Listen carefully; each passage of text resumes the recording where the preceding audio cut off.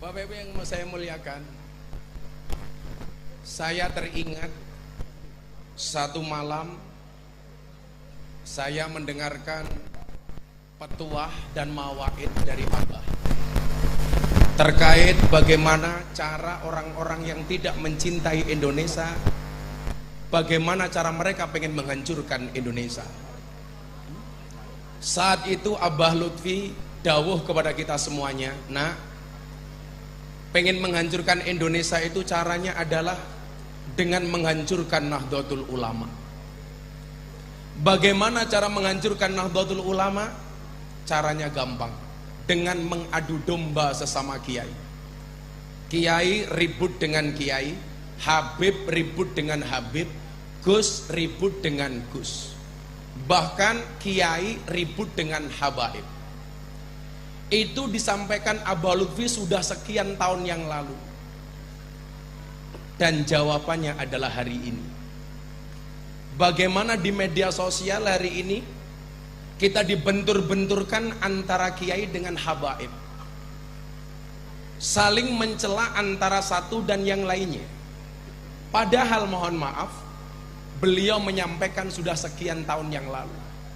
Disitulah kemudian saya teringat sabda Nabi, ittaqu firasyatal mu'min fa innahu yanzuru binurillah. Takutlah kamu sekalian, waspadalah dengan firasyatnya orang-orang mukmin, para kekasihnya Allah. Kenapa? Karena mereka melihat dengan cahaya dari Allah. Yang perlu kita ikuti adalah firasat-firasat seperti ini, bukan justru pendapatnya para dukun. Wesi yo wesi.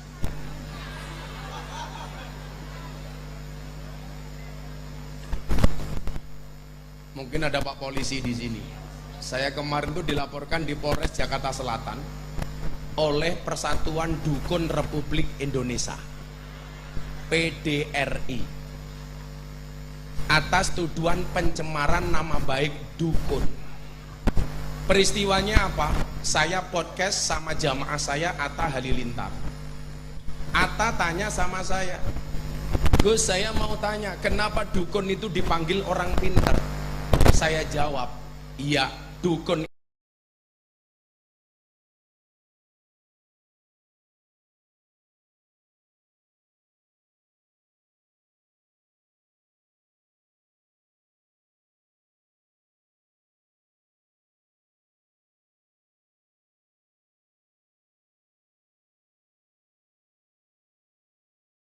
itu dipanggil.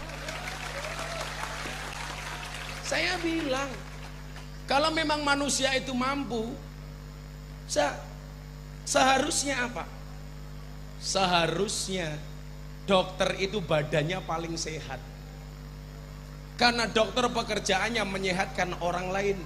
Tapi faktanya, mohon maaf, dokter juga sakit.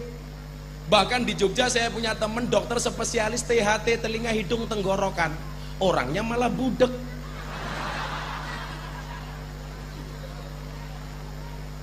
Kalau memang manusia itu mampu, mohon maaf, seharusnya guru itu anaknya paling pinter.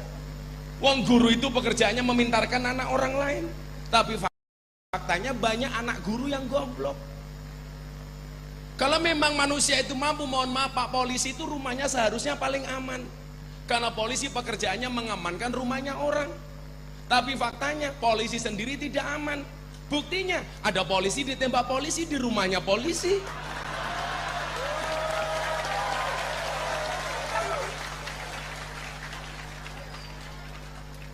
Kalau memang manusia itu mampu, seharusnya apa? Kuli bangunan tuh rumahnya paling bagus. Pekerjaannya membuatkan rumah orang. Tapi faktanya banyak kuli bangunan tidak punya rumah. Wongnya ya teko. Maka di situ kita diingatkan oleh Ibnu Athaillah As-Sakandari dalam kitab Hikam, ma tawaqqafa matlabun anta talibu birabbika wala tayassara matlabun anta talibu binafsika. Nah, supaya bisa seperti ini caranya bagaimana? Ikut siapa? Ikut guru yang benar. Makanya kenapa saya itu mantep dari Abah. begitu banyak fakta yang menunjukkan ke saya secara pribadi apa yang beliau sampaikan benar-benar terjadi.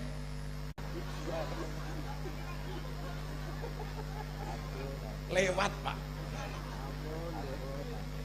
Saya itu ingat, kadang-kadang saya mohon maaf, saya itu pernah bawa salam tempel cuma 50.000 ke Abah, malu betul saya. Waktu itu apa?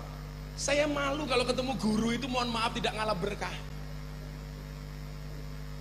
Istri saya punya uang 50.000 Pak, mau beli susu anak saya, hanya punya 50.000 tok. Kalau bahasa Indonesianya apa? Sehanya-hanyanya. Orang Jawa bilang sak mung-mungi. Saya matur, saya pengen sowan Abah. Bun, izin, boleh enggak 50.000 ini untuk ongkos transport saya ke Pekalongan. Saya naik motor sampai Pekalongan. Saya sowan Abah, melihat wajah orang alim itu kan ayem. Betul? Karena an-nadru ila wajil alim wa huwa ibadah, memandang wajah orang alim itu ibadah. Makanya kalau saya ngaji bersama PSK, dalil ini selalu saya pakai. Memandang wajah orang alim itu ibadah. Para PSK langsung jawab, beruntunglah kami wahai Tuhan, memandang saja ibadah, bagaimana bisa ngeloni? Wah, lari saya Pak. Cuaks. Nah, saya pulang anak saya nangis karena istri saya nggak kuat beli susu. Tapi apa? Saya sowan dalam, Abah bilang, juragane teko.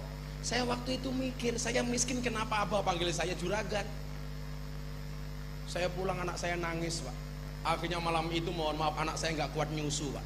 Apa yang terjadi? Subhanallah, saya rebutan susu dengan anak saya. Saya kemarin tanya sama Abah, Bah, kenapa saya dipanggil juragan? Beliau bilang apa? Dongo nak. Maka saya meyakini apa yang saya alami hari ini keberkahan dari doa beliau. Saya miskin dipanggil juragan, alhamdulillah. Dari saya belum siapa-siapa, nothing, sampai hari ini kemudian dilihat sama orang atas bimbingan beliau. Maka yang pertama saya sampaikan, saya ingat betul bagaimana kemudian saya masuk kamar, awal mula saya bikin pesantren tahun 2012. Beliau bilang begini sama saya. Pertama kali saya dipanggil di kamar beliau, juragane kon mlebu, saya masuk. Abah duduk di kursi, saya pijiti kaki beliau, beliau bilang apa sama saya? Kowe gawe pondok le, nggih Pak. Mohon restu. Kamu ingat-ingat. Satu saat kamu akan menemui satu zaman di mana hasutnya kiai itu lebih besar dibandingkan hasutnya santri. Saya waktu itu mikir maksudnya apa, dan ternyata benar Pak. Setiap kali kemudian saya punya problem, kadang-kadang yang rusui bukan orang lain tapi teman sendiri. Saya ceramah di gereja tahun 2021. Siapa yang membela pertama kali saya? Abah Lutfi. Saya di klub malam, siapa yang membela saya? Abah Lutfi. Siapa yang mencaci saya? Juga banyak teman-teman ustadz dan kiai. Saya bilang, saya dicaci bukan karena beda pendapat, tapi karena beda pendapatan. Jadi mohon maaf para habaib, para kiai, hari malam ini kita berada di atas panggung yang sama, tapi ingat dengan amplop yang berbeda.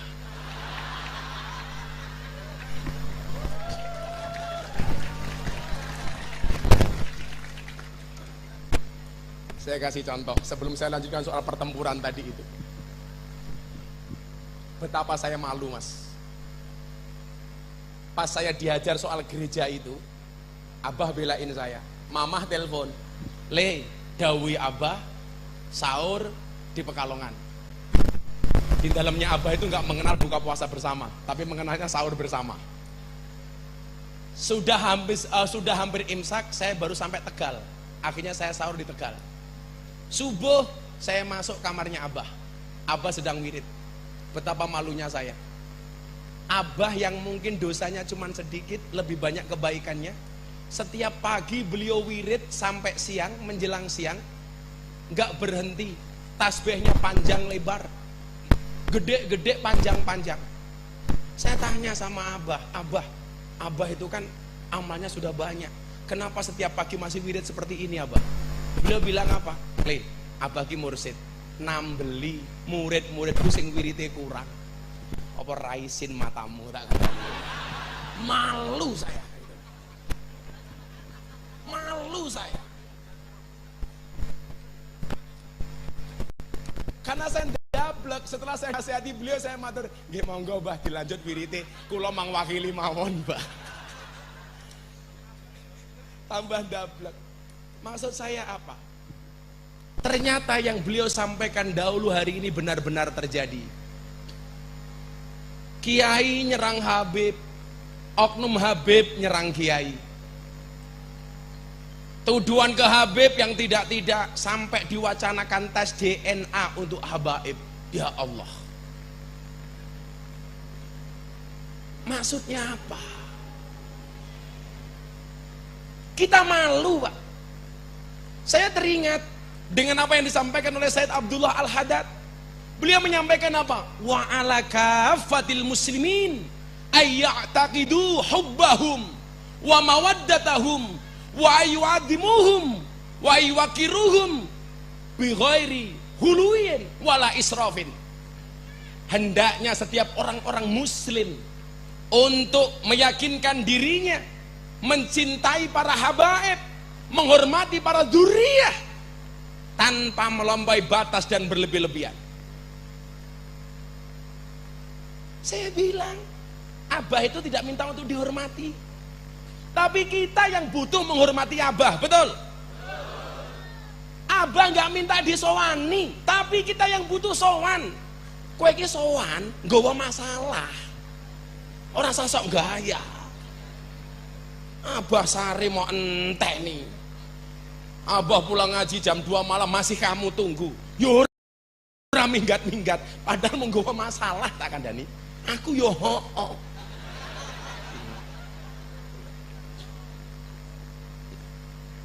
Maka kita diingatkan, Imam Al-Ghazali dalam kitabnya beliau menulis Syarafun Nasabi min salasi jihadin.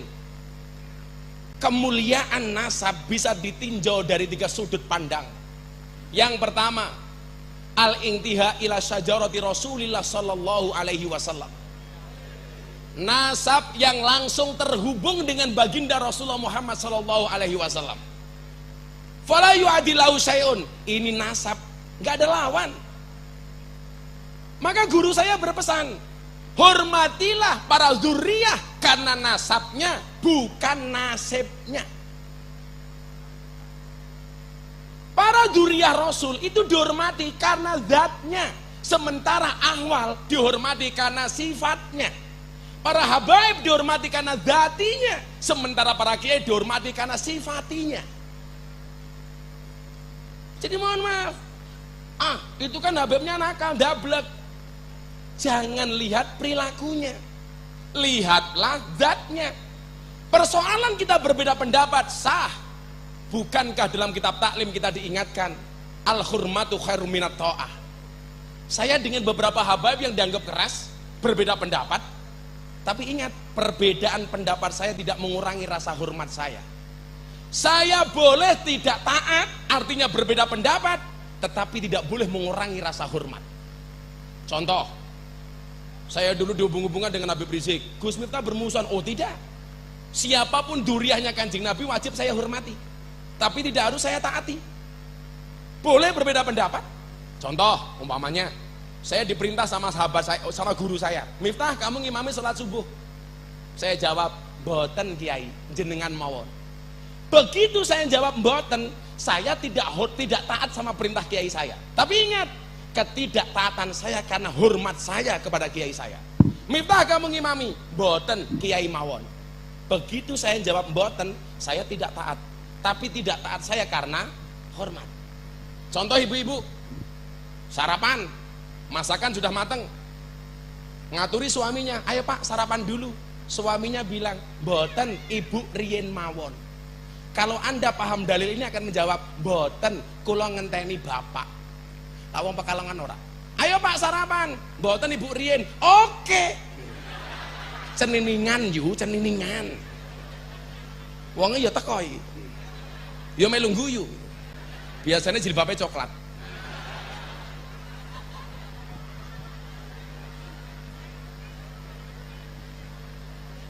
Sing jilbabe pink insyaallah luweh parah.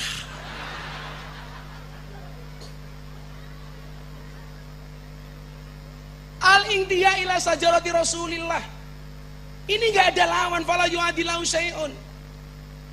Mau dipanggil Sayyid, mau dipanggil Syarif, mau dipanggil Habib, selama duriannya Kanjeng Nabi, ayo kita hormat. Ayo kita hormat. Kita hormat karena zatnya. Ahwal para kiai dihormati karena sifatinya. Malu, Pak. Bangsa yang sudah besar seperti ini sekarang, mohon maaf, apa yang disampaikan Abah benar-benar terjadi. Kita dibentur-benturkan. Dulu NU Muhammadiyah dibentur-benturkan.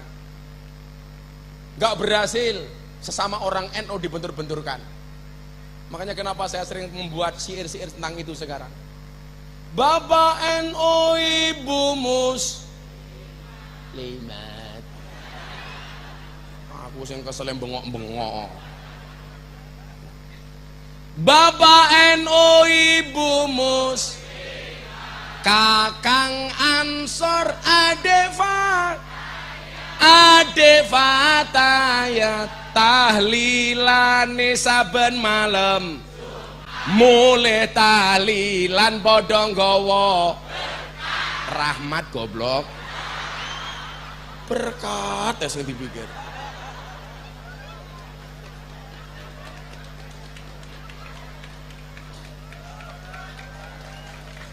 Tahlilane saben malam, mulai tahlilan padha nggawa salatullah salamullah.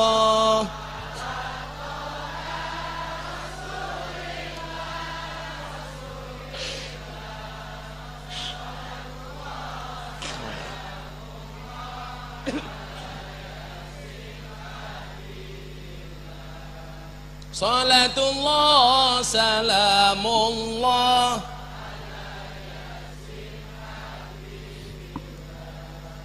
Ada NU, ada Muhammadiyah, ada Muslimat, ada Aisyah. Semua akur jaga ukhuwah, Indonesia makmur, rakyatnya berkah. Amin. Semua akur jaga ukhuwah, Indonesia makmur, rakyatnya berkah. Salatullah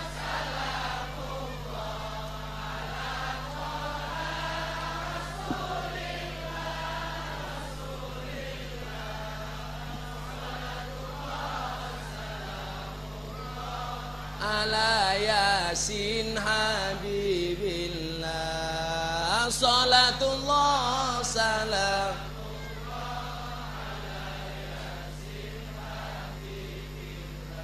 Minum kopi rasanya nikmat, makan roti dari ketela,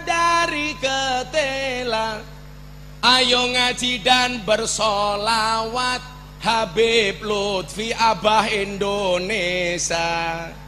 Ayo ngaji dan bersolawat, Habib Lutfi Abah Indonesia. Salatullah salamullah.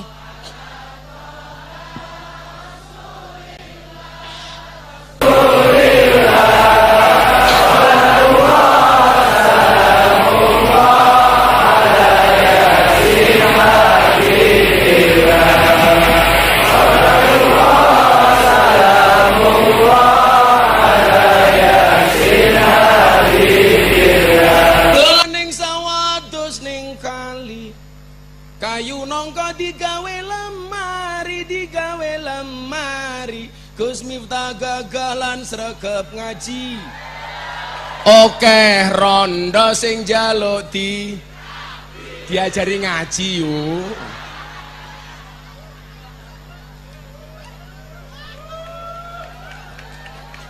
Emangnya aku cowok apaan?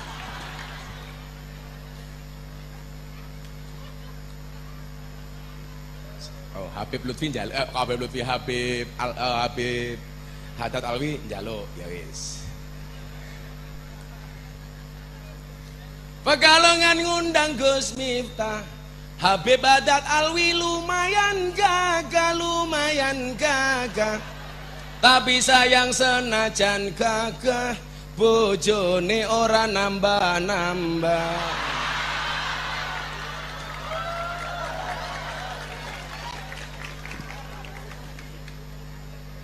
Shallu ala Nabi Muhammad.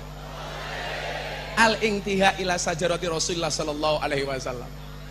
Ya mohon maaf kalau hari ini ada wacana tes DNA. Jajal, kowe wani ngomong tes DNA ning ngarepe Habib Lutfi tak giyebuk cangkemmu. Tenan wis, ayo kowe. Wis.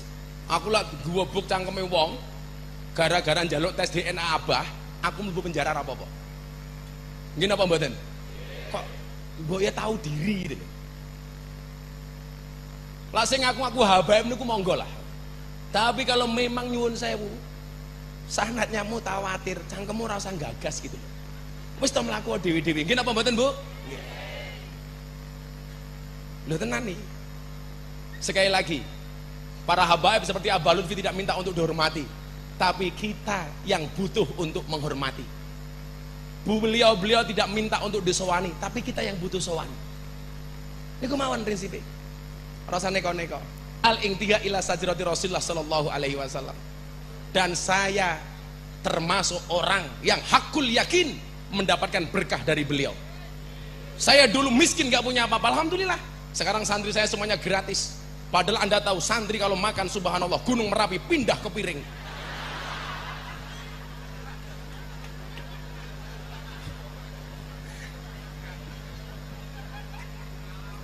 Pengalaman, Pak. Pengalaman jadi santri.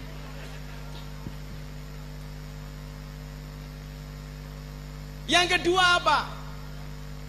Sarafun nasabi min salasi jihadin. Al-intima ilal ulama alladzina hum warasatul anbiya. Nasab yang nyambung kepada para ulama yang mereka adalah ahli warisnya para nabi. Warasatul anbiya, bukan warasatun nabi.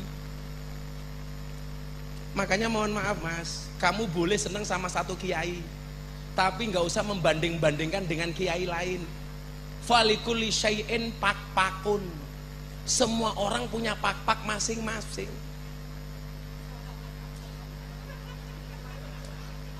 Falikuli syai'in maziyah. Di setiap kekurangan pasti ada kelebihan, dan di setiap kelebihan pasti ada kembalian. Saya itu nggak seneng Beb, aku seneng sama Habib ini, nggak suka dengan Habib itu.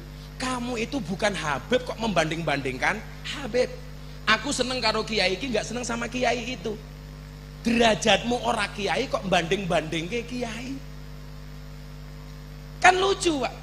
Kalau tak kemudian kiai itu beda-beda nggih lumrah mawon toh Cah. Nabi jumlahnya 124.000 nabi. Hadis riwayat Ahmad dan Baihaqi. Kiai ahli warisnya para nabi. Nabi kelebihannya beda-beda masing-masing. Maka ketika turun kepada kiai, lumrah kalau kiai itu juga punya maziyah masing-masing. Nabi jadi raja, Daud alaihi salam. Turun, ada kiai yang ditakdir menjadi presiden, Gus Dur. Wakil presiden, Kiai Ma'ruf. Wakil gubernur, Gus Yasin. Mungkin dapat keberkahan dari Nabi Daud. Nabi kaya Sulaiman, begitu turun ketua pergunu, penasehat Petanesia, Kiai Asep Mojokerto, kaya seperti Kiai Asep. Ada Nabi gagah, Nabi Musa alaihissalam, begitu turun Kiai gagah, Gus Maksum Pagar Nusa, gagah. Ada Kiai, mohon maaf, ada Nabi alim. Siapa Nabi alim? Nabi Khidir alim, Idris alim, begitu turun ada Abah Lutfi, Gus Baha, Gus Koyum, Kiai Said. Ada Nabi miskin, Nabi Isa. Turun Mbah Mudine Pekalongan, umpamane miskin.